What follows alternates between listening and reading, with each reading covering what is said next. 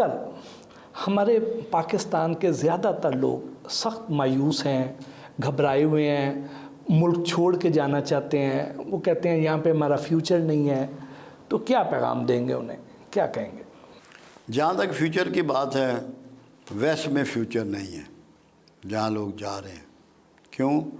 ان کے سائنسدانوں سے پوچھ لو، انہوں نے 2032 کی پیشن گوئیاں کی ہوئی ہیں ان کے سائنسدانوں نے، نجومیوں نے نہیں، کہ سمندر جو ہیں وہ چڑھ دوڑیں گے جو ان سمندروں کے کنارے ممالک ہیں ان پہ، اور انہیں تباہ و برباد کر دیں گے۔ دوسری چیز، چائنا جب سے آیا مارکیٹ میں، کیونکہ یورپ کی ساری ترقی اور کامیابی انڈسٹری سے تھی، ایگریکلچر سے یا منرل سے نہیں تھی، یا تھوڑی بہت فشنگ تھی۔ چائنا نے ان کی تمام مارکیٹیں جو ہیں ان کو سلا دیا ہے، بہت زیادہ بے روزگاری ان کو فیس کرنی پڑ رہی۔ دونوں جنگیں جو اس سے بھی پہلے ہوئیں وہ بھی معاشی حالات کی وجہ سے ہوئیں۔ اب معاشی طور پہ ویسٹ جو ہے وہ بہت ہی کمزور ہوتا جا رہا ہے، اس کے ہاں بے روزگاری بڑھ گئی ہے، غربت بڑھ گئی ہے، مہنگائی بڑھ گئی ہے، لوگ پریشان ہیں۔ ہمارے لوگ تو ان کی تو عقل نہیں کام کرتی ہے جو باہر جا رہے ہیں۔ میں ہر ایک کو منع کرتا ہوں کہ تمہارے پاس یہاں کھیت موجود ہے، جس کے پاس پروڈکشن یونٹ موجود ہے اسے کیوں بھاگنا ہے ملک سے؟ اپنے کھیتوں کو آباد کرو، اپنی دکانوں کو آباد کرو، اپنی گلیوں کو آباد کرو، تمہیں بہترین زندگی گزرے گی۔ صرف جب ہم کمپیریزن کرتے ہیں نا دوسری اقوام سے، پھر ہم بھاگتے ہیں، کمپیریزن میں ہم کمزور ہیں، مگر یہاں سب کچھ ہو جانا ہے۔ انڈیا میں کروڑوں آدمی فٹ پاتھ پہ پیدا ہوتا ہے، فٹ پاتھ پہ مرتا ہے، کروڑوں آدمی رکشہ رائڈر ہے، ٹرین کے اوپر چھتوں کے لوگ سفر کرتے ہوئے مرتے ہیں۔ پاکستان میں تو باہر کوئی نہیں سوتا، یہ صرف مستی ہے باہر جانے کی، دھوکے میں ان سب کو واپس آنا ہے۔ دور فتن کی حماد بن نعیم بن حماد کے مجموعے کی ایک احادیث ہے جو آج کل یہ اوریا کبھی کبھی کوٹ کرتا ہے۔ پوچھا گیا یا رسول اللہ صلی اللہ علیہ وسلم، آخر زمانے میں فرنگیوں کے ملک ہوں گے؟ فرمایا بہت سے ہوں گے۔ کیا ان میں مسلمان بھی ہوں گے؟ فرمایا بہت لوگ وہاں مسلمان ہوں گے، مگر آخر زمانے میں ان کو قتل کیا جائے گا۔ تو وہ زمانہ آ گیا، کیونکہ نفرت کی لہر، دیکھا کام تو چھوٹا سا سٹارٹ ہوتا ہے نا، ابھی برطانیہ میں ہوا نا شروع، یہ بڑھ جائے گا۔ وہ جو خاکے بناتے ہیں وہ بھی اسی لیے بناتے ہیں، آپ کو ٹیسٹ کرتے ہیں کہ آپ میں غیرت کتنی رہ گئی ہے، سو گئی ہے یا جاگتے ہو۔ تو یہ تو کامیاب تو آپ کا خطہ ہونا ہے۔ کیوں؟ آپ کے پاس ہر پیداوار ہے، پہاڑ ہیں، برف ہے، سبزیاں ہیں، گوشت ہیں، پھل ہیں، انڈے ہیں، دودھ ہے، بکری ہے، پانی ہے۔ کوئی چیز ایسی ہے جو آپ کے پاس نہیں؟ آپ کو صرف IMF سے پیسے ہی لیتے ہیں نا کہ کوئی سامان لیتے ہیں، سامان تو آپ کے پاس موجود ہے۔ وہ تو مس مینجمنٹ کی وجہ سے اور کرپشن کی وجہ سے ہم ذلیل ہو رہے ہیں، ورنہ تو کوئی ایسی بات نہیں ہے۔ یہاں ہر چیز بازار آپ کے بھرے ہوئے ہیں یا نہیں؟ کوئی چیز آپ چاہیں، کھانا پینا پہننا، تو آپ کو دقت ہوتی ہے؟ تو پھر پاکستان میں کوئی دقت نہیں۔ اور یہ کب تک بہتری کی امید؟ میرا اندازہ یہ ہے کہ اس سال میں بہتری شروع ہو جائے گی، آخر میں 2024 کے آخر میں پاکستان بہتری کی طرف چل پڑے گا؟ چل پڑے گا، اور 2025 میں آپ اس کا نظارہ خود کریں گے۔ واہ ماشاءاللہ، مجھے تو کوئی دھوکہ نہیں، وہم نہیں ہے۔ اور اس کے بعد پھر یہ آگے بڑھتا رہے گا یا پھر کہیں؟ بڑھے گا، پیچھے، اب پیچھے ریورس نہیں ہے، پھر تو آگے ہی ہے۔ واہ، یہ تو آپ نے بڑی اچھی امید دی۔ نہیں بالکل، مجھے کوئی ڈاؤٹ نہیں اس بارے میں، کیونکہ وجہ یہ ہے نا، کچھ ایسے اللہ بندے دے دے گا، ایک ہی بندہ چاہیے ہوتا ہے۔ عمر مل گیا تھا نا امت کو، مل گیا، عمر فاروق رضی اللہ تعالیٰ عنہ، تو نقشہ بدل دیا امت کا، یا ان تمام اصحاب رسول نے جن کو چانس ملا۔ بہت جلدی کوئی پازیٹیو چینج آنے والی ہے، آپ دیکھ رہے ہیں؟ ہاں میں تو دیکھ رہا ہوں، میرا یقین ہے۔ ایک بار آپ نے کہا تھا کہ حقدار کو بھی حق دو، ہائے ہائے، اور اس کو یہ بھی ابن ماجہ کی حدیث ہے، اور اس کو بھی دو جو حقدار نہیں ہے۔ ابن ماجہ کی حدیث ہے، کیونکہ وہ ہوا یہ، میں دکان پہ بیٹھا تھا تو ایک بوڑھا آیا، تو میں نے لڑکے سے کہا کہ اس کو 100 روپے دیا۔ وہ دینے گیا، واپس آ گیا پیسے لے کے۔ میں کہا بھائی تو پیسے کیوں لے آیا؟ کہتا میں اس کو جانتا ہوں، یہ حقدار نہیں ہے۔ میں نے کہا تو پہلے تو پیسے دے کے آنا۔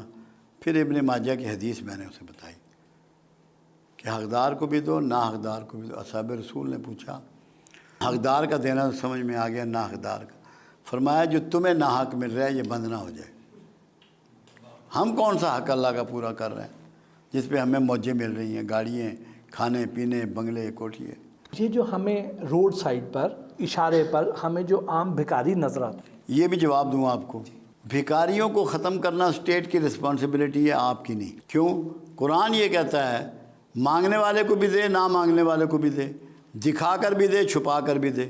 جو نہیں مانگ رہا اسے چھپا کے دینا ہے کہ اس کی عزت نفس مجروح نہ ہو، جو مانگنے کے لیے نکل گیا اس کو ظاہرہ دینا ہے۔ تو آپ کو تو مانگنا والے کو دینا ہے، دینا ہے۔ بھلے وہ پیشہ ور بھکاری ہے، جو مرضی ہو۔ قرآن کی واضح ہدایت موجود ہے، مانگنے والے کو بھی دو، نہ مانگنے والے کو بھی دو، ظاہرہ بھی دو، چھپا کر بھی دو۔ قرآن نے یہ سمجھایا کہ جو مانگ رہا ہے، جس کو اپنی عزت نفس کا خیال نہیں ہے، اسے ظاہرہ دو، اور جو نہیں مانگ رہا، عزت نفس چھپائے بیٹھا ہے، اسے پردے سے دو۔ آپ بھکاریوں کی بات کر رہے ہیں، آپ کے اوپر ڈیوٹی ہے قرآن کی روح سے کہ آپ مانگنے والے کو دیں گے، چاہے وہ پیشہ ور بھکاری ہے، چاہے سچا بھکاری ہے، چاہے جھوٹا بھکاری ہے۔ یہ اسٹیٹ کی رسپانسبلٹی ہے کہ جو امر بالمعروف اور نہی عن المنکر کی ذمہ دار ہے کہ وہ بھکاریوں کو روکے، ان کا سد باب کرے، ان کے لیے کوئی ہاسٹل تعمیر کرے، ان کے روزگار کا بندوبست کرے۔ آپ پر قرآن نے یہ ذمہ داری ڈال دی کہ مانگنے والے کو بھی دینا ہے، آپ نے وہ دینا ہے۔ دینے پہ تو دیکھو نا، قرآن کمال کی بات کرتا ہے، نہ ہاتھ کو اتنا کھلا چھوڑ دے کہ کل کو درماندہ پھرتا رہے، اور نہ گردن سے باندھ لے کہ کسی کو کچھ دے ہی نہ۔ تو لوگوں نے تو ہاتھوں کو گردنوں سے باندھا ہوا ہے، اور کچھ لٹائے جاتے ہیں، احساس نہیں کرتے۔ اللہ کہتا ہے نارمل رہو، اعتدال میں رہو، اعتدال کی زندگی گزارو، سارے عبادات میں بھی، صدقہ خیرات میں بھی اعتدال کو رواج بناؤ۔ اللہ پاک انسان سے توبہ کی توفیق کب چھین لیتا ہے؟ بڑی آسان سی بات ہے، جب وہ اللہ سے معافی کی امید چھوڑ دیتا ہے۔ کیوں؟ شیطان نے غلطی کی، آدم نے غلطی کی، دونوں کا برابر ہو گیا۔ آدم نے معافی مانگ لی کہ میں نے اپنی جان پہ ظلم کیا، میں نے غلطی کر دی، ایڈمٹ کر لیا نا۔ تو جو ایڈمٹ نہ کرے اس کی توبہ چھین جاتی ہے، اور زیادہ یہ تب ہوتا ہے۔ میں آپ کو مزے کی بات بتاؤں، میں اس کے لیے بات کرتا ہوتا ہوں، جو شر ننگا ہے، جو شر ننگا ہے وہ قابل اصلاح ہے، اور جو شر خیر میں چھپا ہوا ہے ناقابل اصلاح ہے۔ جب آپ کو یہ پتہ ہو کہ میری نمازاں پوریاں، میرے درود شریف پورا، میرے روزے پورے، میرا تہجد بھی پورا، میں صدقہ خیرات بھی کرنا، آپ سے توبہ چھن جائے گی۔ جس سے توبہ چھن گئی اس سے اعزاز چھن گیا۔ جو نیکی کے کبر میں مبتلا ہوتا ہے تب توبہ چھن جاتی ہے۔ آپ کبر کے درجے بھی بتاتے ہیں۔ درجے تو بے شمار ہیں کبر کے، کہیں سے بھی شروع، پہلے تو نسب سے شروع ہوتا ہے کہ میں راجا تو کمی ہے، یہ آ گیا کبر، شیطان آ کے کھڑا ہو گیا۔ سب سے اوپر نیکی کا گمان، پھر نسب کا، پھر علم کا، پھر ہنر کا، پھر پیسے کا، پھر پوزیشن کا، یہ سارے کبر ہے۔ نیکی کا کبر سب سے خوفناک ہے، اور نسب کا۔ دو اتنے بڑے کبر ہیں جس میں معافی نہیں ہے۔ آپ ہمیشہ زور دیتے ہیں کہ انسان کو جو لاحق امراض ہیں ان میں سے 80% کا تعلق انسان کی ذہنی اور نفسیاتی مسائل کے ساتھ ہے۔ میرا خیال ہے اس سے زیادہ، کیونکہ دو چیزیں ہیں۔ قرآن یہ کہہ رہا ہے بیمار تو اپنی غلطیوں سے ہوتا ہے، شفا میں دیتا ہوں۔ اگر یہ بات قرآن نہ کہتا تو پھر میں یہ نہ کہتا۔ قرآن کہتا ہے کہ اپنی غلطیوں سے تو بیمار پڑتا ہے اور شفا میں دیتا ہوں۔ بیماری کے میجر سورس وہ ہیں جو انٹیک کے سورس ہیں، ناک ہے، کان ہے، منہ ہے، گلا ہے، آنکھیں ہیں۔ اگر آپ ان کو جو قرآن نے استعمال ان کا بتایا ہے، وضو کرنے کا طریقہ، اٹھنے کا طریقہ، نہانے کا طریقہ، کھانے کا طریقہ، کتنا کھانا ہے، کب کھانا ہے، یہ سارے شعور جو دیے ہیں، اگر اس کو آپ اپلائی کریں تو 99% چانسز یہ ہیں کہ آپ بیمار نہیں ہوں گے۔ اب میں بیمار ہوتا ہوں نا، میں نے اپنی جوانی میں بہت بے اعتدالی کی ہے، کھانے پینے میں، ایکسرسائز نہیں کی جو کہ ایک لازمی جز ہے، یوگا سے بہتر ایکسرسائز آپ کو نماز کی شکل میں دے دی گئی ہے، جو ایکسرسائز جو ذہن اور جسم دونوں کو ڈیل کرتی ہے۔